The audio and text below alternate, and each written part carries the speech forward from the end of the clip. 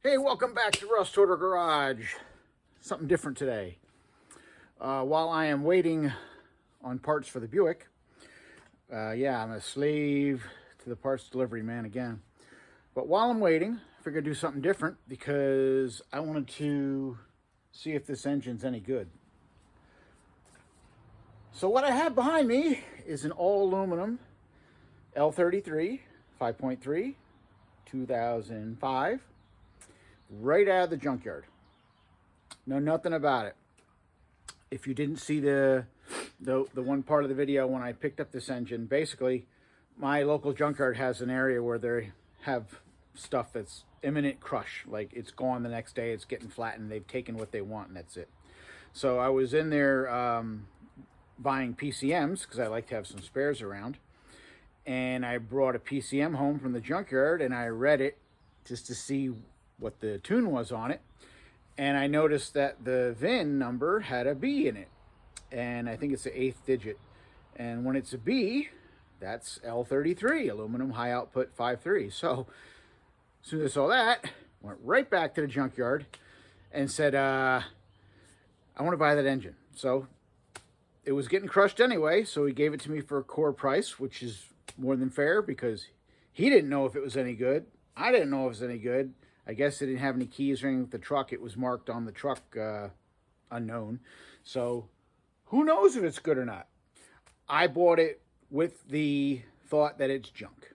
But let's look at it and see if it's any good.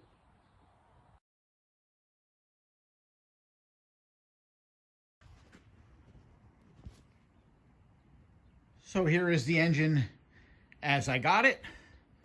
Have a couple extra things on it that I'll show you that I would take if you're going to get a junkyard engine. I generally do not buy junkyard engines. I would rather buy running vehicles just because it's less chance of being junk. I don't necessarily agree on the if it spins it wins. That really doesn't mean anything if you've got a spun bearing. So, or a bent rod, which I have had happen. So I consider it a core. I did put a ratchet on it and made sure it turned over. And yeah, so at least I know it does that. But one things I got, I kept the top for it because I like to use those. You know, some people say they're ugly. I kept, what's that? That's the starter shield that was there. This is the mount for the cover. Some stuff I took off before they pulled the engine because when they pull an engine out of junkyard, if shit breaks, it breaks. They don't care. And the other important thing I took from the truck before they pulled the engine was the pedal, the tack module, and the harness. These are the same for 2003 to 2005. So if you do get yourself a drive-by-wire engine in those range of years, make sure you grab the pedal, the harness, and the tack module, and then you'll have no issues with compatibility, and it'll all work like it should. So just looking at the engine, you can see how it was just kind of hacked out of the truck. Threw some seat belts on it to lift it up. The harness was already cut. So, you know, he asked me, do you want to save the harness? I said, nah, it's already cut. So everything just got hacked. So first thing I'm going to do with it is kind of clean it up a little bit. This engine, I'm pretty sure sat with no hood on the truck because this alternator is seized up rock solid. Now, when I got there, there was no belt on it. I don't know if somebody was checking this engine out. I just don't know. But all I know is that there was no belt on it. The alternator seized. So I did grab a 2002 alternator to put on it because that's the earlier design alternator. I think this is the later one. I don't know if these are harder to wire up or not.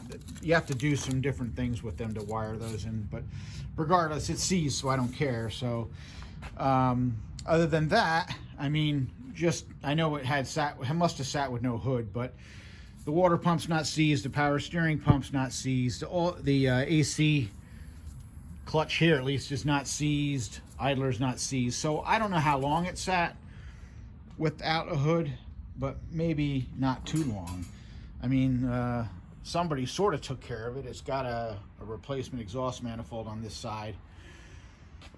So I guess what we'll do here is go through this thing, inspect it, try to find anything obviously wrong with it, and then try to start it. If it all checks out okay. All right, so here's the 5.3. So, plan here is to pretend this is you.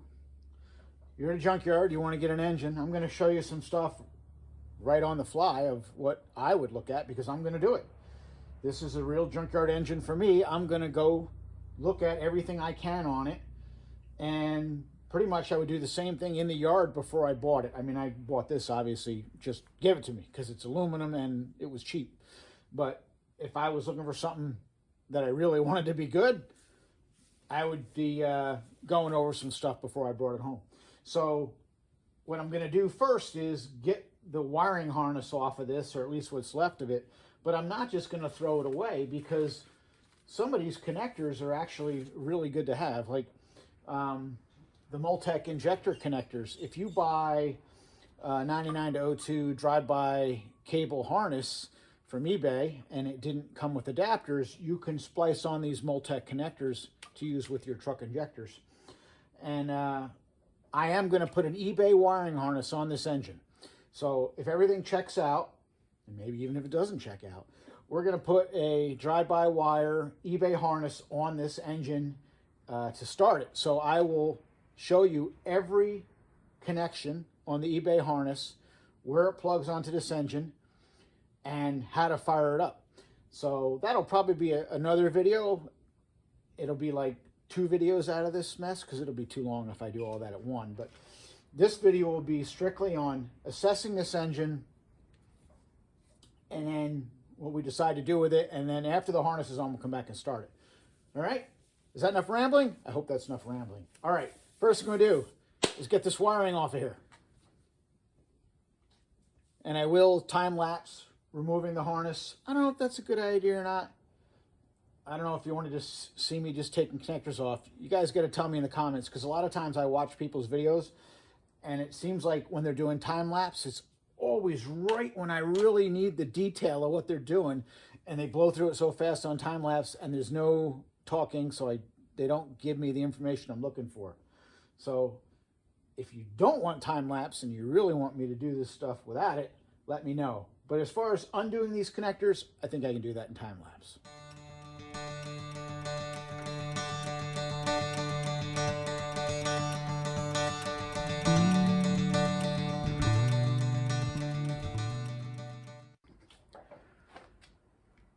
All right, wiring harness is off.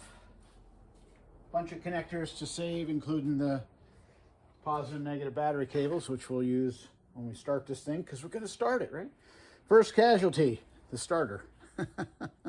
8mm nut on the solenoid there broke off. It's all right. I have another starter around, so no problem with that. This is not worth replacing the solenoid on, so this is garbage along with that other alternator, or along with this alternator. I'll have to swap that out, but not needed to start it, but I think I'll remove it anyway just to get it off of there. All right, next thing. Get the shop vac and give it a quick cleanup.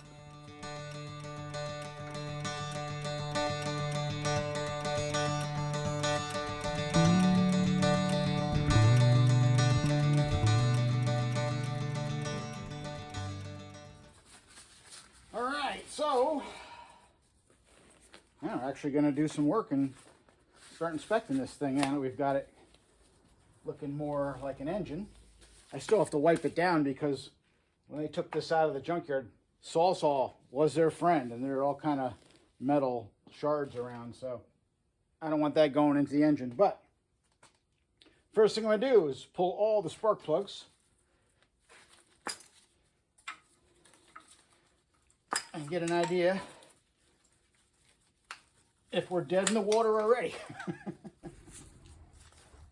All right, here's all the spark plugs. Nothing looks smashed. Doesn't look like it was burning oil. That's good, and I don't think they really look steam cleaned as far as burning coolant, but that will be yet another check. And I got my 24 mil socket here on the crank.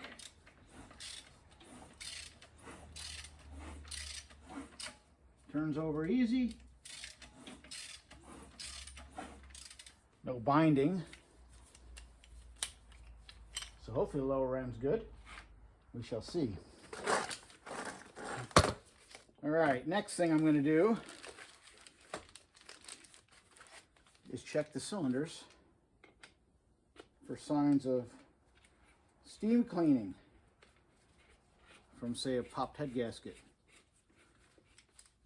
You may not have one of these, but I know they make apps you can use on your phone and get basically a remote camera. So what I want to do is use this, as soon as my screen comes up here, and get a look inside the cylinders. This is a probe. Pretty cool. And I'm going to scope out the cylinders and get a look inside. So, let's see if you can see that. How could I do that so you can see it? Let's see. I'm going to look at it first because I'm curious. All right, this cylinder looks normal. Looks like carboned up piston there. See that? So that's definitely not steam cleaned. And here's a valve open there. Let's see if this flip modes here. Rotate. I can move this around and get a look around. So basically, I'm going to do that for every cylinder and see if I see anything funky.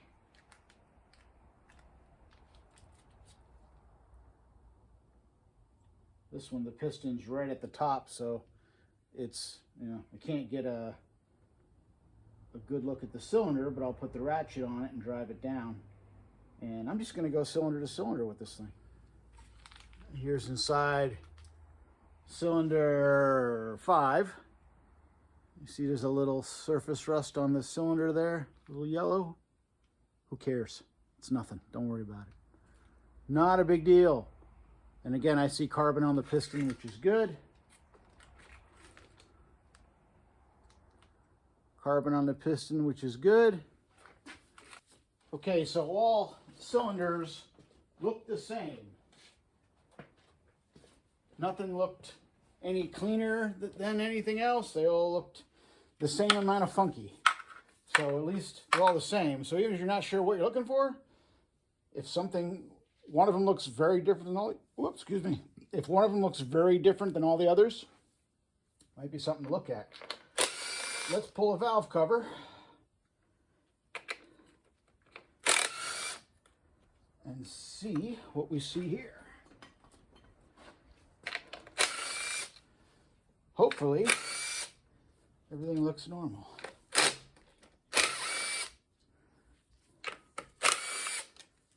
You just never know. Okay. Oh, let me get my 8mm and clean this valve cover off. I got all metal shavings on here from Junkyard Sawzall work. All right, I gave that another quick vacuum. And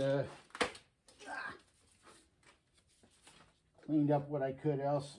What else is around the valve cover there?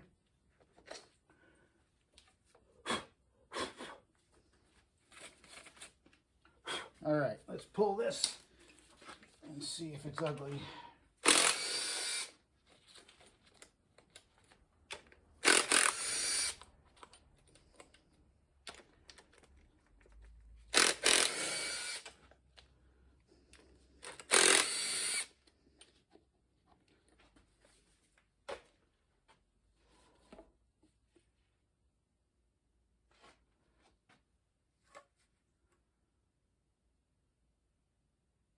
Looks good.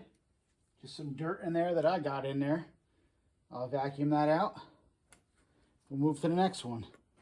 It was probably not maintained as much as it should have been. Some buildup in here.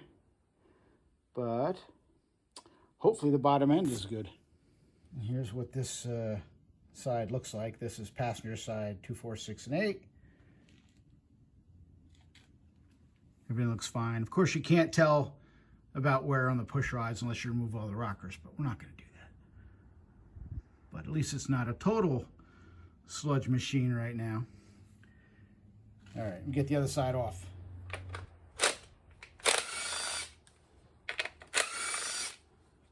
All right, see what this side looks like.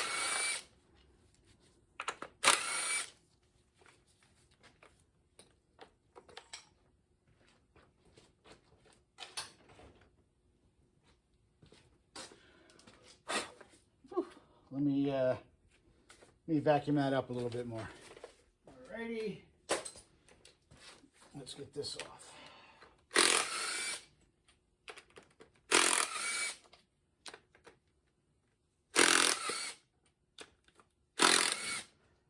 Get that off there.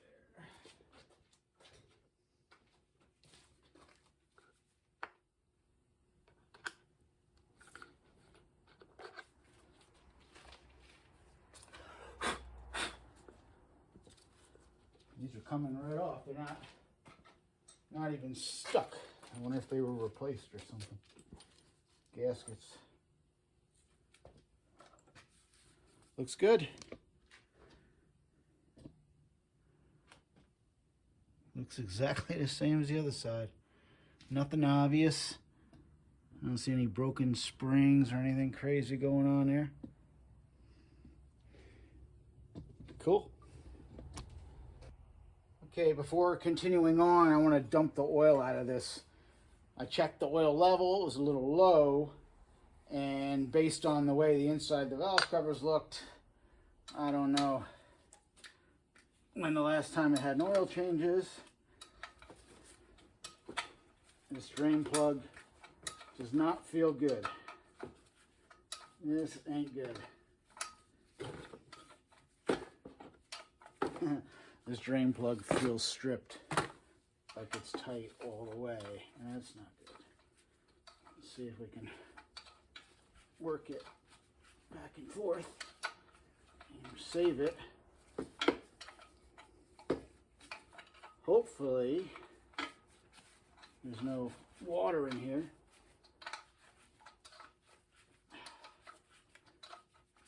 That's not good. I have a feeling this wasn't taken out for quite a while.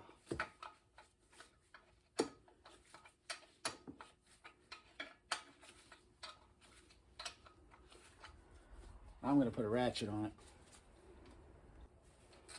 All right, I'm working this drain plug back and forth. I don't care about this oil pan, but obviously if I want to run the engine, it has to hold oil. All right, this is going to come out. Now I'm going to have to use this and try not to make a mess.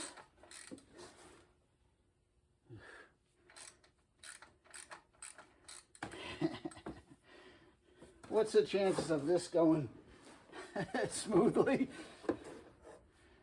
I don't know. I predict doom.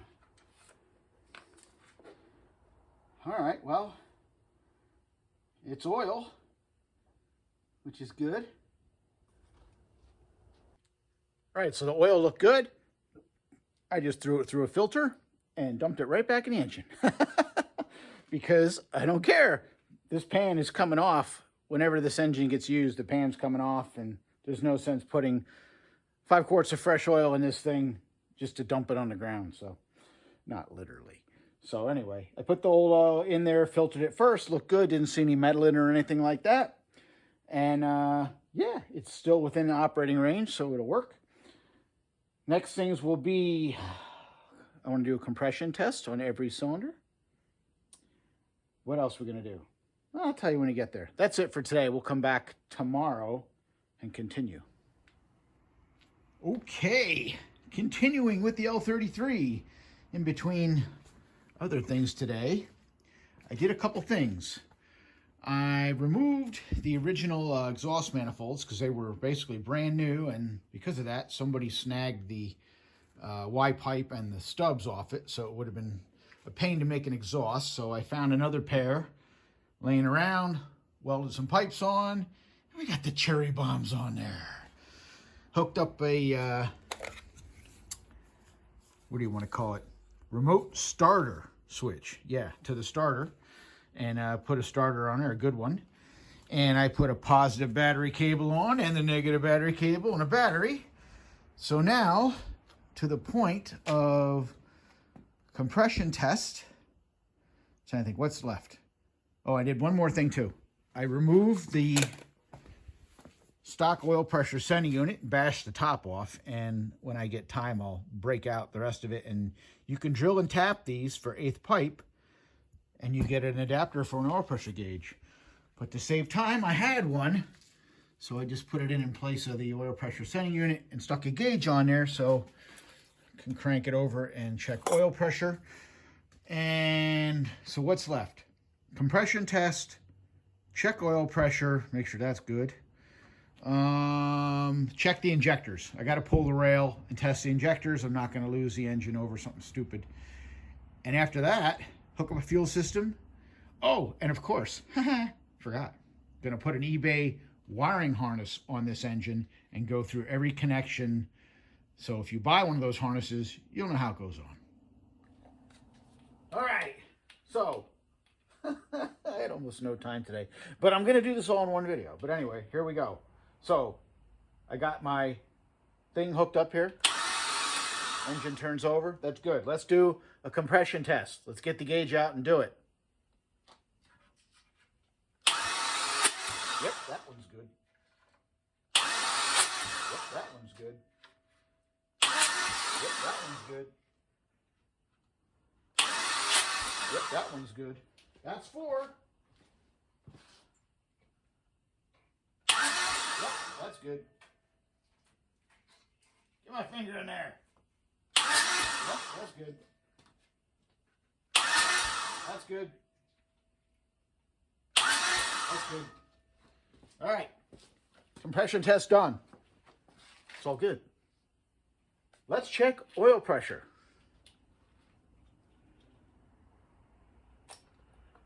Can you see that? I don't want to break my gauge. This is my handy dandy test gauge. Been on a bunch of cars. Hasn't sprayed oil on me yet. There we go. Here we go.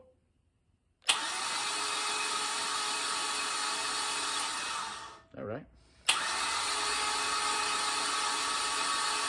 Almost 40 pounds, baby. All right. I think all that's left before wiring is the injectors. And obviously this has changed from like things you would do in the junkyard to things you would do at home, because I tend to go overboard. Nobody's going to be testing injectors in the junkyard. But that's not needed to tell you have a good engine. I can feel each cylinder's got plenty of compression. I don't care what the numbers are. It's enough to run, that's for sure. Still doesn't mean it doesn't have a spun bearing. Oh, that nut is not really good. That one's good. This one I'm a little worried about. All right. This could save your engine. You don't want to do what I did before and just start an engine that sat for unknown amount of time. I mean, I have engines that sit around for 6 months and I fire them off. I don't worry about that so much, but if you don't know how long it's sat, if you have a stuck open injector, you're in bad shape. You will bend a rod. All right, initial impression. They don't look terrible. I mean, they're dirty around the caps, which is normal. I can hear that there's still some fuel in these rails.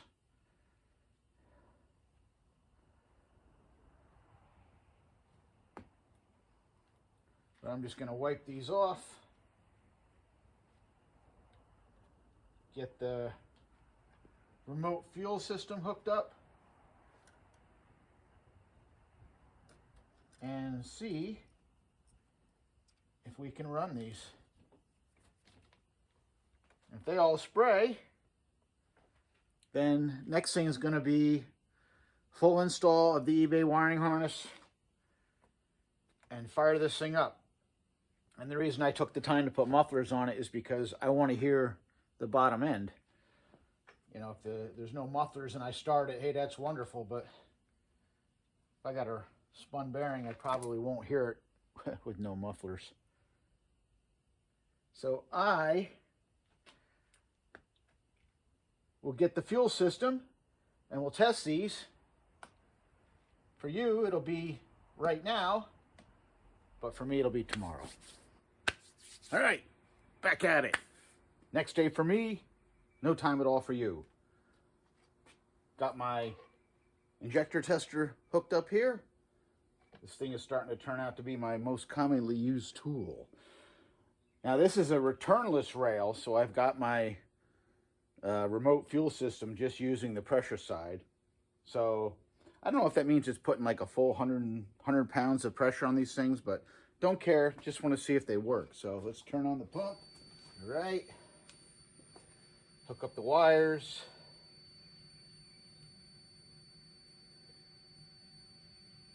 Let's see. Again, I don't know how long this engine sat, so nice. That's good. One.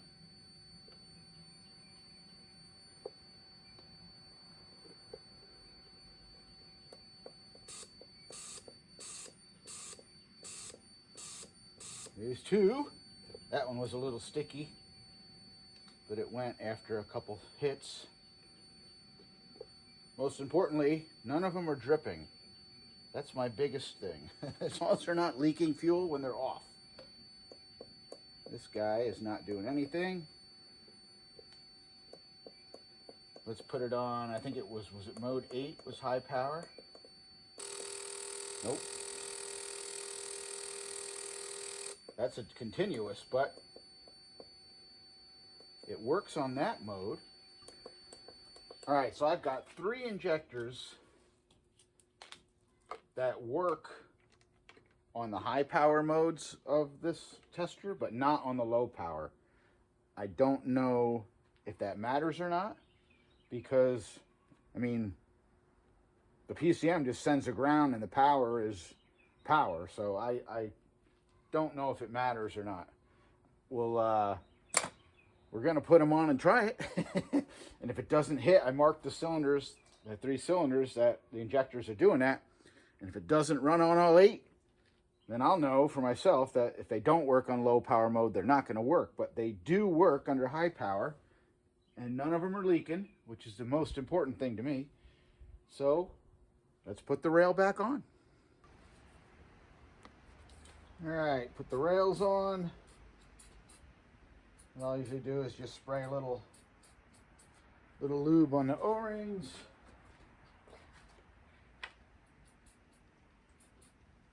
So they don't get cut. Line it up.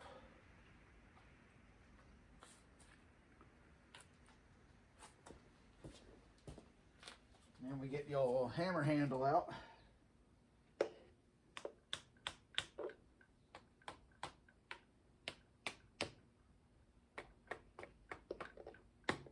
Tap it in.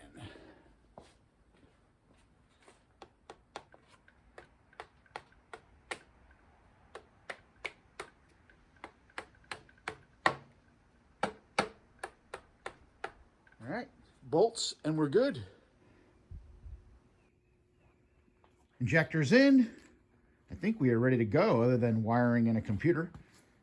I just stuck a piece of hose with a wooden dial shoved in it. That'll plug off that vacuum port for the brake booster. I don't think there's any other open ports. You know, these hoses are kind of cracked and stuff, but I think it'll be all right. Nothing else open that I see. Yeah, so now we're gonna throw the eBay wiring harness on this thing and go from there. So I'm gonna make that a completely separate video, so this isn't 2 hours long. But when we come back on this video, the wiring will be installed, the PCM will be programmed, and we will ready to see if thing is junk or it's gonna be a good engine. Okay, wiring harness is done. It is installed. The PCM has VATs turned off. I'm going to hook up power.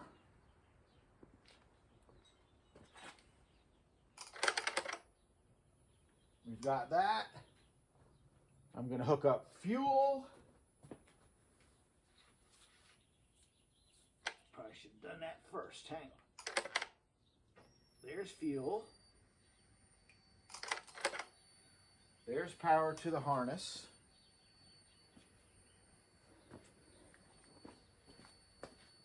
Everything's clear. Nothing's going to hit the flex plate. Nothing's going to hit the exhaust.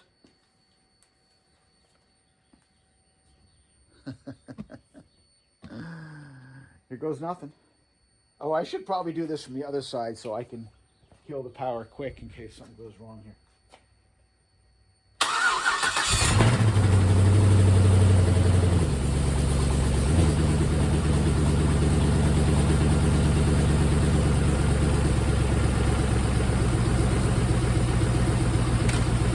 Well, that was easy.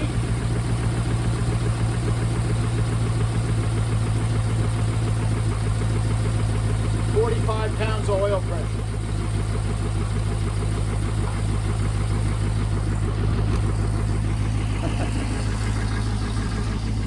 Let me turn this around.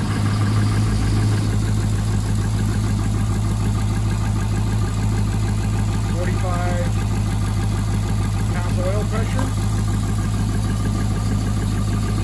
Seems like it's hitting all 8.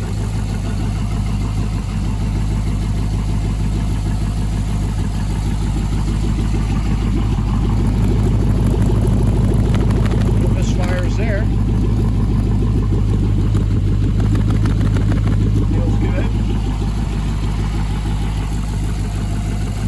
Well, now I know that if the injectors don't work on high power or low power, but work on high power, they still do work.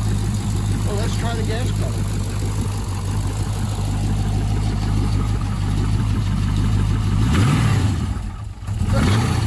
I don't like doing this on the stand.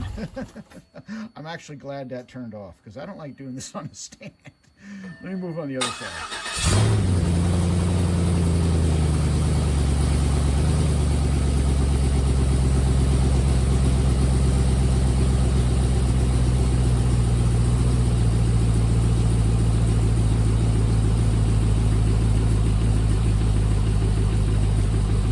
Well, I know the gas pedal works.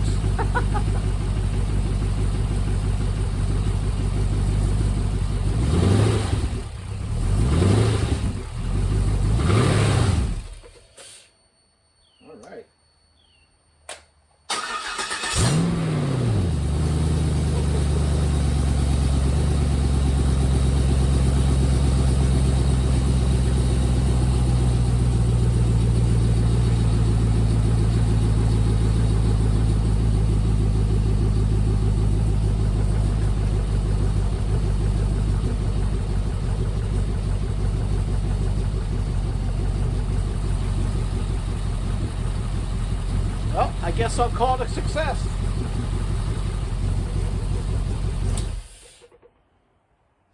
All right. Not going to run it too long, obviously, because it has no coolant in it. But, yeah. I would say this was a successful junkyard buy. So, the only question now is what to put this in. I don't know yet. It'll go in something, but it's nice to know that it's a runner. That's great. Cool, cool. All right, well, now I'm going to take the harness back off and pack it back away and take this engine off the stand and put it in the corner. And we'll keep it for a build. That's great. That is a nice surprise. All right, so cool. I guess that'll be it for this one then. Junkyard engine turned out to be good. So for you, when you get to a junkyard, when you look at the engines, obviously, yes, make sure it turns over. But I would get a little remote camera for your phone. We pull the plugs, check the plugs, make sure they all look the same, at least. And if you get that little remote camera for your phone, you can scope the cylinders. You just don't want to see any steam-cleaned cylinders. At least then you'll know you should not have a pop head gasket. As far as the bearings, there's not a whole lot you can do. I mean, you can grab the crank and try to pull it. If you get any forward or backwards motion, more than a couple thousandths, most likely the thrust bearing's wiped. And you wouldn't want that. And other thing, pull the valve covers and just take a look for obvious things like broken springs and if it's not been maintained or whatever. But otherwise, hey, nothing wrong with a junkyard engine. Thanks for watching. Next videos, we will be back on the Turbo Buick and getting it done. See ya.